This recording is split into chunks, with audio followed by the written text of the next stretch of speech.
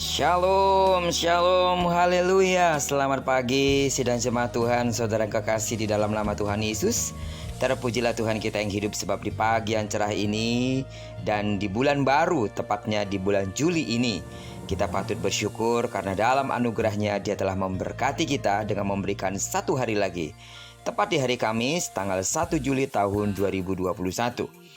Adalah doa saya bahwa di sepanjang hari yang luar biasa ini, sampai terbenamnya matahari, bahkan di sepanjang bulan Juli ini tentunya ya, segala pengalaman dan pergumulan yang kita hadapi akan semakin memurnikan dan mendewasakan iman kita, dan kita semakin menikmati kebersamaan dengan Tuhan yang adalah Immanuel. Amin. Saat ini sebelum kita lebih jauh melakukan aktivitas kita, mari kita sama-sama meneduhkan hati kita untuk merenungkan firman Tuhan yang akan menjadi pedoman dan pelita hidup kita dalam menjalani hari yang luar biasa ini. Firman Tuhan hari ini akan tetap kita ambil dari pembacaan 36 hari bersama kita Bilangan. Dan hari ini kita telah memasuki hari yang ke-34. Maka kita akan membaca kitab Bilangan pasal yang ke-34 ayat pertama sampai dengan ayat yang ke-29. Doa saya juga bahwa ketika saudara setia mengikuti pembacaan satu hari satu pasal ini, akan membuat Anda semakin berakar dan bertumbuh kuat di dalam Tuhan. Amin. Baiklah, sebagai pengantar renungan kita hari ini, saya akan coba bacakan untuk kita ayat pertama sampai dengan ayat yang kedua dengan judul perikop, Batas-batas tanah Kanaan. Tuhan berfirman kepada Musa, "Perintahkanlah kepada orang Israel dan katakanlah kepada mereka, apabila kamu masuk ke negeri Kanaan, maka inilah negeri yang akan jatuh kepadamu sebagai milik pusakamu, yakni tanah Kanaan menurut batas-batasnya."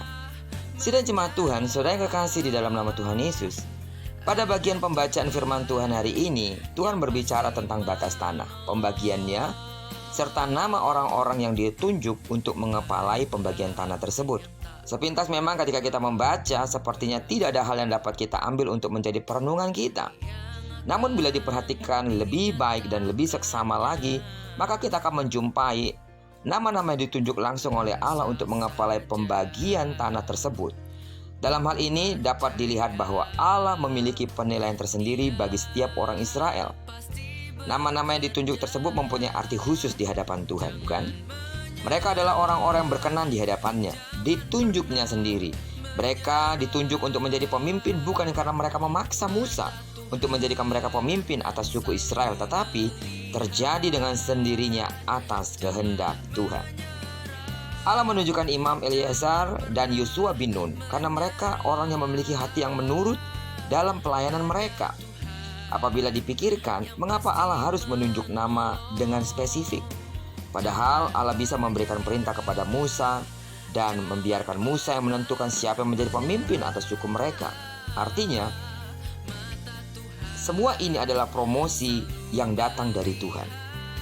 Ia yang mengangkat pada waktunya terhadap siapa yang diinginkannya. Dan ia dapat menunda pengangkatan tersebut, bahkan tidak sama sekali bagi orang yang tidak berkenan kepadanya. Karena itu tariklah suatu hikmah dari pelajaran ini. Setelah kita menjadi anak Tuhan, maka sepenuhnya kita berada di bawah penguasaan Tuhan dan harus tunduk kepadanya dalam segala hal. Amin. Namun bila terjadi hal yang tidak kita inginkan ataupun hal yang mendatangkan sukacita dalam diri kita, pastilah Tuhan tahu semuanya itu. Dan karena Tuhan mengetahui, itu artinya Tuhan mengizinkan hal itu terjadi. Karena Tuhan yang mengizinkan, Tuhan pula yang bertanggung jawab atas segalanya.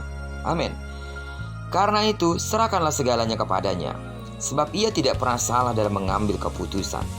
Seringkali kita mengalami masalah dalam pekerjaan ataupun pelayanan yang kita jalani. Ingatlah bahwa Tuhan mengetahui semuanya itu. Menunggu waktunya Tuhan, memperbaiki sikap hati, dan memperbaiki tindakan kita di hadapan Tuhan, maka ia akan membuat segala sesuatu indah pada waktunya. Jangan memaksakan keadaan agar kehendak kita bisa cepat terlaksana. Karena jika hal itu terjadi, kecenderungan untuk menghalalkan segala cara akan semakin besar. Memfitnah, menjadi seorang penjilat, mencuri, korupsi, dan banyak tindakan ketidakjujuran lainnya. Allah tidak menghendaki hal yang demikian dilakukan oleh anak-anaknya. Amin. Tinggal tenang dan tunggulah waktu Allah untuk bekerja sesuai dengan kehendak hatinya. Jika Tuhan yang mengangkat kita, tidak seorang pun dapat menjatuhkannya. Jangan khawatir dengan keadaan buruk yang terjadi di sekitar kita, sebab Allah itu kuat, dan Ia akan mempertahankan kita seperti yang dilakukannya selama ini. Sidang jemaat Tuhan yang saya kasih di dalam nama Tuhan Yesus, sekali lagi dalam perenungan kita hari ini, percayalah, hanya dari Tuhan sajalah datangnya promosi. Namun jika saat ini keadaan kita sepertinya tidak mendapatkan promosi darinya, malah kita mengalami kesukaran demi kesukaran, percayalah, di sana tetap Allah menyatakan kuasanya, rencananya, kasihnya, dan Dia sedang mengukir indah hidup kita yang memiliki masa depan gilang gemilang bersama-sama dengan Dia. Yang dibutuhkan adalah kekuatan hati kita untuk tetap percaya, bertahan, dan yakin Tuhan pasti melakukan jauh lebih baik dari apa yang kita pikirkan. Amin. Kiranya perenungan kita hari ini menyemangati kita terus untuk tetap berharap dan percaya kepada rencana dan kuasa Allah. Dan diberkatilah kita sepanjang hari ini, dan digenapi firman yang berjanji bahwa apa yang dikerjakan tangan kanan dan tangan kiri kita dibuat yang berhasil. Kemanapun kaki kanan, kaki kiri kita melangkah sepanjang hari ini, percayalah di sana kemuliaan Tuhan akan dinyatakan. Amin. Diberkatilah kita bersama dengan orang-orang yang kita kasihi, dan bersama dengan orang-orang yang kita cintai dimanapun mereka berada. Terpujilah nama Tuhan. Shalom.